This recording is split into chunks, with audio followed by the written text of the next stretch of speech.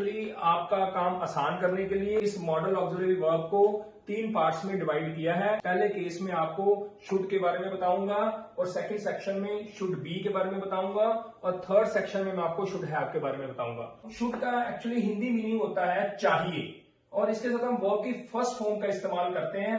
आपको किसी एस और ईएस या किसी और चीज के बारे में बिल्कुल कोई ध्यान नहीं देना है। सिंपल आप शुड और वर्ब की फर्स्ट फॉर्म यूज करके आप इसको बोल सकते हैं। जब आप कोई सेंटेंस की फॉर्मेशन करेंगे तो आप सबसे पहले यूज करेंगे सब्जेक्ट, फिर आप यूज करेंगे शुड, फिर आप यूज करेंगे वर्ब का first form and the remaining part of the sentence that is you can say object. You should go to bed now. You is a subject here, should is a modal auxiliary verb, go is a main verb, to bed now is a remaining part of the sentence that is the object.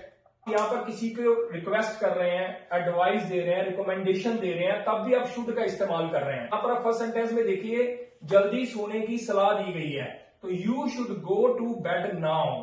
If I talk about the second sentence, यहाँ पर किसी को धूम्रपान छोड़ने की सलाह दी गई है। He should quit smoking. You should take care of your parents. तुम्हें अपने माँ बाप का ध्यान रखना चाहिए। तो विद्यार्थियों, ये शुड का कंसेप्ट था। आपने देखा कि किस तरह से हमने शुड के साथ वर्ब की फर्स्ट फॉर्म का इस्तेमाल किया और सेंटेंसेस को आगे बढ़ाया। मैं अब इसके केस 2 पे बढ़ता हूँ। शुड का मीनिंग मैंने आपको बच्चों पीछे क्लियर किया, चाहिए। यहाँ पर आपके साथ आप देख रहे हैं बी जो है it is also a verb. Be का मतलब होता है होना, तो होना चाहिए। यहां पर आप किसी चीज की अवस्था को, किसी चीज की पोजीशन को डिस्क्राइब करते हैं। He should be at work, उसे काम पर होना चाहिए।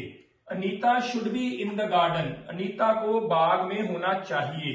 We should be sincere for our work, हमें अपने काम के लिए सिंसियर होना चाहिए। लाइक शुड मीन्स होना, शुड बी मीन होना चाहिए, शुड हैव होना चाहिए था। तो इसमें हम क्या करते हैं दोस्तों, should plus have plus verb का थर्ड फॉर्म इस्तेमाल करते हैं। हैव का मतलब होता है किसी चीज के का पास होना, पास्ट में कोई बात आपको करनी थी पर आप नहीं कर पाए, उसका आपको रिग्रेट है, ये उस पोजीशन को क्लियर करता है। जैसे तुम्हें सच बोलना चाहिए था, you should have spoken the truth.